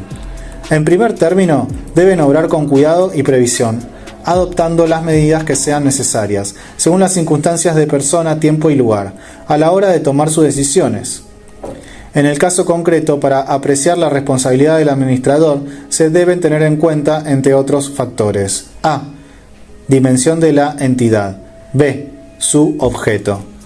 C. Las funciones genéricas que le incumban como administrador y las específicas que se le hubieran confiado. D. Circunstancias en que debió actuar: urgencia, acopio de datos, antecedentes e informaciones. Y cómo cumplió con su deber de diligencia. En segundo término, en caso de conflicto de intereses, los administradores deben priorizar en su función el interés social con respecto al propio, evitando aprovechar en su beneficio oportunidades que favorecen y corresponden a la entidad que administran. El deber de lealtad proscribe todas aquellas conductas de los administradores que, ante una situación de conflicto entre el interés de la sociedad y el suyo propio, supongan la obtención de ventajas a expensas de la sociedad. Por ejemplo, prohibición de realizar transacciones con la sociedad, prohibición de explotar la posición de administrador, prohibición de utilizar activos sociales, prohibición de utilizar información confidencial, prohibición de obtener ventajas de terceros, prohibición de aprovechar oportunidades de negocio, prohibición de entrar en competencia con la sociedad. Por ello, A. No pueden perseguir ni favorecer intereses contrarios a los de la persona jurídica. B. Si en determinada operación los tuvieran por sí o por interpósita persona, deben hacerlo saber a los demás miembros del órgano de administración o, en su caso, al órgano de gobierno, y abstenerse de cualquier intervención relacionada con dicha operación. C. Les corresponde implementar sistemas y medios preventivos que reduzcan el riesgo de conflictos de intereses en sus relaciones con la persona jurídica. Esto permitiría o facilitaría a los administradores el cumplimiento del deber de fidelidad y lealtad hacia la entidad, así como la valoración de actuaciones contrarias a los intereses de la misma. Por ejemplo, en caso de producirse un conflicto de intereses entre el administrador y la sociedad, el primero debe cumplir con las siguientes obligaciones: comunicar al órgano de administración o, en su caso, al órgano de gobierno el conflicto en cuestión y abstenerse de intervenir en la operación a que el conflicto se refiera. La obligación de comunicar la existencia del conflicto debe entenderse que afecta también a cualquiera del resto de administradores, a partir del momento que tengan conocimiento del mismo, puesto que así lo exige la diligencia debida de su actuar. Esta obligación implica también que aquellas decisiones que se sometan a deliberación sobre cuestiones en las que un administrador pueda incurrir en conflicto de intereses deberán ser manifestadas por éste, quien deberá abstenerse en la votación concreta. Por ejemplo, en supuestos de contratación con entidades gestionadas o dirigidas en alguna área relevante por personas vinculadas a un administrador, este deberá manifestarlo y abstenerse de votar, sin perjuicio de poder dar su punto de vista sobre la cuestión. Artículo 160. Responsabilidad de los administradores. Los administradores responden en forma ilimitada y solidaria frente a la persona jurídica, sus miembros y terceros por los daños causados por su culpa en el ejercicio o con ocasión de sus funciones, por acción u omisión.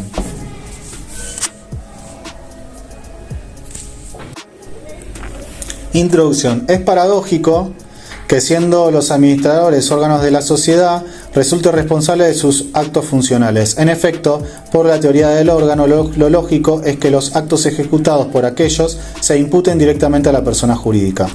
Sin embargo, como bien explica la doctrina, la teoría orgánica no descarta la responsabilidad personal de los directivos frente a la sociedad, sus socios o terceros. El elemento psicológico que la persona física aporta al órgano de la sociedad que integra constituye el fundamento de la responsabilidad personal de los administradores por los comportamientos dañinos de su actuación funcional.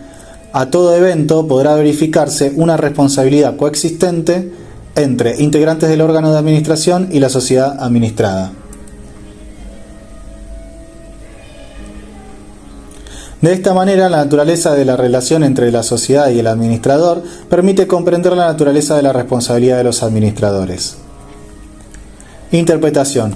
En la presente norma del Código Civil Comercial se consagran los lineamientos esenciales de la responsabilidad de los administradores como órgano del ente social por el daño que injustamente causen en su desempeño a la persona jurídica, sus miembros y a los terceros.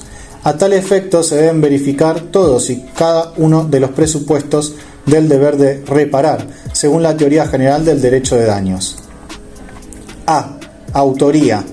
El daño debe haber sido causado por acción u omisión del o de los administradores, es decir, para que sea responsable un administrador es necesario que su acción u omisión haya provocado el daño, en tanto éste no se habría producido sin aquel no hubiera actuado como lo hizo, o por el contrario, hubiese actuado en vez de haber omitido la conducta debida.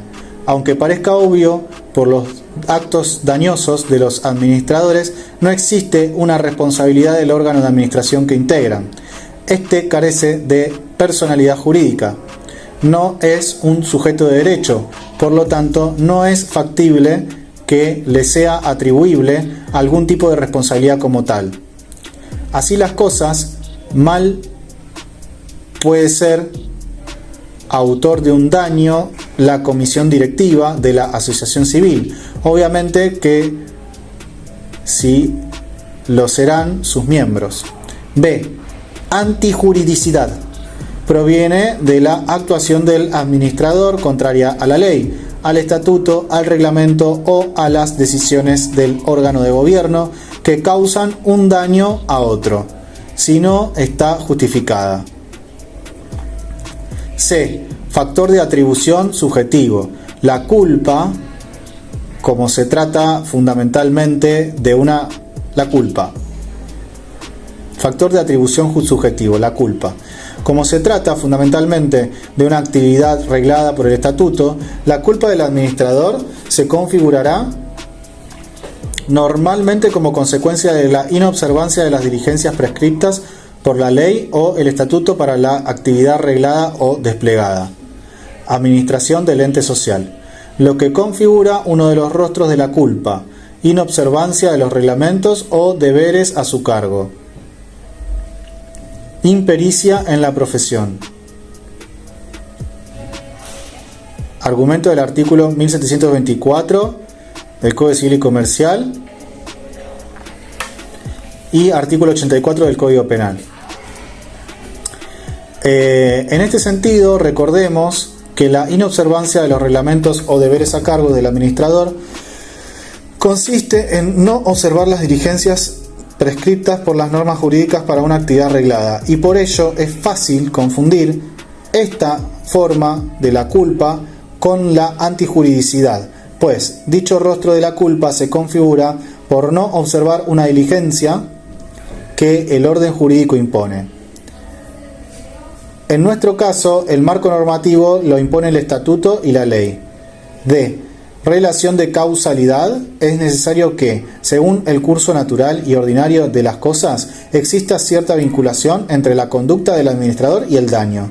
En otras palabras, hay que acreditar que la acción u omisión del administrador aparece como una causa adecuada del daño según las reglas de la experiencia y razonables criterios de probabilidad y habituabilidad. Artículo 1726 del Código Civil y Comercial.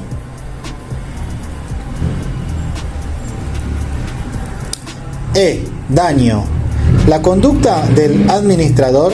Daño. La conducta del administrador debe haber lesionado un derecho o un interés no reprobado por el ordenamiento jurídico que tenga por objeto la persona, el patrimonio o un derecho de incidencia colectiva. Argumento del artículo 1737 del Código Civil y Comercial. El daño para responsabilizar a los administradores como administradores y ante la persona jurídica, sus miembros o terceros debe haber sido causado en ejercicio o en ocasión de sus funciones. Ejercicio de la función implica el desarrollo de los actos previstos en el estatuto. Ocasión de la función. Debe existir una relación razonable, causalidad directa e inequívoca entre las funciones y el daño. No hay responsabilidad si la función de quien dirige y o administra solo ha facilitado el hecho dañoso, pero no resulta indispensable para su comisión. Solo hay responsabilidad si el hecho dañoso no hubiera podido realizarse de ninguna forma, de no mediar la función. 2.1. Contornos de la obligación de indemnizar de los administradores. El artículo 160 del Código Civil y Comercial concluye que los administradores, si componen un órgano plural, responden en forma solidaria ante la víctima y además ilimitadamente, es decir, con todo su patrimonio. 2.2. La situación del Código Civil.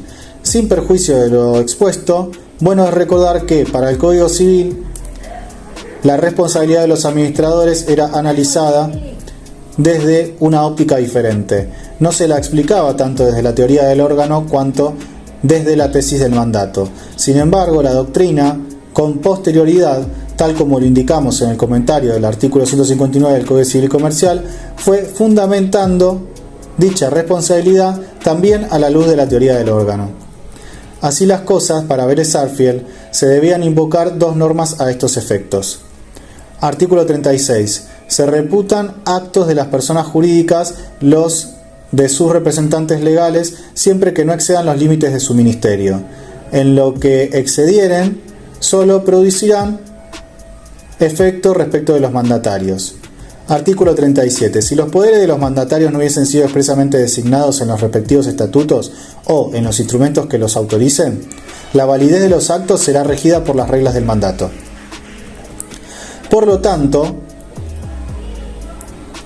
si los poderes de los mandatarios no hubiesen sido expresamente designados en los respectivos estatutos o en instrumentos que los autoricen, la teoría del mandato nos decía que el acto era nulo y que existía además una acción contra el representante, siempre que el tercero desconociera la extensión de los poderes. Artículos 1931, 1935, 1936 y concesiones del Código Civil. 2.3. Administración societaria. Desde otro punto de vista, tratándose de una sociedad comercial, hoy Ley General de Sociedades 19.550, conforme a la nueva terminología, el régimen de representación está arreglado en el artículo 58 de dicha ley, según las pautas que se exponen a continuación, que sirven también de marco normativo para el resto de las personas jurídicas a fin de determinar cuándo el administrador desorbita de su actuación. A. El administrador o el representante que, de acuerdo con el contrato o por disposición de la ley, tenga representación de la sociedad, obliga a ésta por todos los actos que no sean notoriamente extraños al objeto social. B. Este régimen se aplica aún en infracción de la organización plural si se tratare de obligaciones contraídas mediante títulos valores por contratos entre ausentes de adhesión o concluidos mediante formularios, salvo cuando el tercero tuviere conocimiento efectivo de que el acto se celebra en infracción de la representación plural. C. Estas facultades legales de los administradores o representantes respecto de los terceros no afectan la validez interna de las restricciones contractuales y la responsabilidad por su infracción. 2.4. Responsabilidad de los administradores societarios. El artículo 59 de la Ley General de Sociedades 19.550 regula la responsabilidad del administrador y la diligencia que el mismo debe observar, prescribiendo que los administradores y los representantes de la sociedad deben obrar con lealtad y con diligencia de un buen hombre de negocios. Los que faltaren a sus obligaciones son responsables ilimitada y solidariamente por los daños y perjuicios que resultaren de su acción u omisión. Cuando podemos apreciar para el ámbito societario la actuación diligente del administrador, es más exigente desde que debe hacerlo como buen hombre de negocios, cartabón o parámetro que no menciona el artículo 160 del Código Civil Comercial y que, como veremos, tiene sus consecuencias jurídicas. El buen hombre de negocios, entre comillas, recordemos, supone que el deber de previsibilidad del administrador social se ve agravado por los conocimientos especiales que se requieren y que se supone tiene para su desempeño como tal.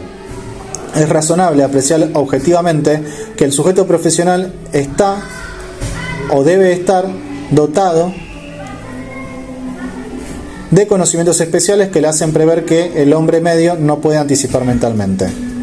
Estamos en presencia de un hombre de negocios que, se supone, sabe y conoce lo que hace, y ello lo dota de una mayor previsibilidad objetiva de las consecuencias posibles de su actuar. Por ello, las consecuencias que puede o debe prever el experto, por ejemplo, un administrador societario, no necesariamente son previsibles, ni deben serlo para el profano, por ejemplo, un socio. Esta idea conduce a la siguiente conclusión: es mayor la responsabilidad del administrador societario, que debe actuar como buen hombre de negocios, que la del administrador de cualquier otra persona jurídica que no tiene ese parámetro de actuación, por cuanto deberá hacerse cargo de aquellas consecuencias dañosas de su obrar que, por sus conocimientos especiales, rectius su profesionalidad, debió prever, aunque el caso concreto no las haya previsto y aunque alguien que no sea profesional o propiamente administrador no societario no tuviere el deber de preverlas.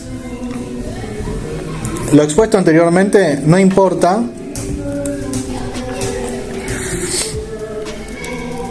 desentenderse de las particulares circunstancias de persona, tiempo y lugar que han contextualizado la actuación del administrador, societario o no, para concluir si este último fue o no diligente. Argumento del artículo 512 del Código Civil y artículo 1724 del Código Civil Comercial. Sin embargo, el acerto de los párrafos anteriores no implica que los administradores de las personas jurídicas no societarias serán juzgados a la luz del parámetro del buen padre de familia. Este último administra su hogar y una economía doméstica sin riesgos del tráfico negocial, mientras que aquel administra un sujeto de derecho distinto con patrimonio propio que actúa en el mercado y que no se compara con una familia. En suma, los administradores de las personas jurídicas no societarias no tienen como parámetro de actuación el buen hombre de negocios, propio de los administradores societarios, pero tampoco al buen padre de familia. Constituyen un punto intermedio que les exige prever aquellas consecuencias que deben ser previstas por quien administra un patrimonio ajeno, el de la entidad, en el tráfico negocial, aunque sin la profesionalidad del administrador societario, a quien se le exige coordinar los factores de la producción de manera ordenada en un mercado de riesgo agravado que implica capacidad técnica, experiencia y conocimientos especiales propios del tráfico mercantil.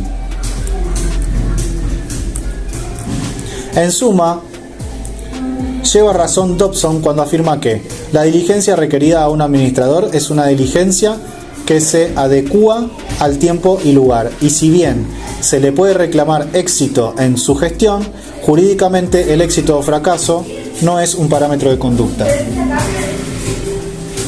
Por el contrario, al director se le exige coordinar los factores de la producción de manera ordenada. El beneficio o pérdida no es relevante para el orden jurídico. En tal sentido, el deber de diligencia es adecuado a un modelo de conducta a seguir, que nuestra doctrina ha establecido en el llamado buen hombre de negocios, diferenciándose así del estándar jurídico del buen padre de familia, utilizado en el ámbito civilista. El factor riesgo agravado que se encuentra en la actividad comercial es lo que distingue al buen hombre de negocios del buen pater familiae. De esta forma, el hombre común representado por el pater familiae no actúa y no debe actuar en un mercado de riesgo agravado, sino que por el contrario es un deber de prudencia del hombre común el evitar los riesgos agravados. La noción del buen hombre de negocios establece una auténtica responsabilidad profesional, ya que implica capacidad técnica, experiencia y conocimientos. Desde esta óptica, los administradores societarios son profesionales, pues los expertos en tanto y en cuanto se supone que conocen y poseen la experiencia, la idoneidad y la solvencia técnica necesarias para el cumplimiento y el desarrollo del objeto de la sociedad administrada. La actuación diligente del directivo de la sociedad no será juzgada, entonces, conforme a la previsibilidad y a la pericia del hombre común. Por el contrario, lo será con respecto a la de un hombre de negocios medio, con todas sus implicancias.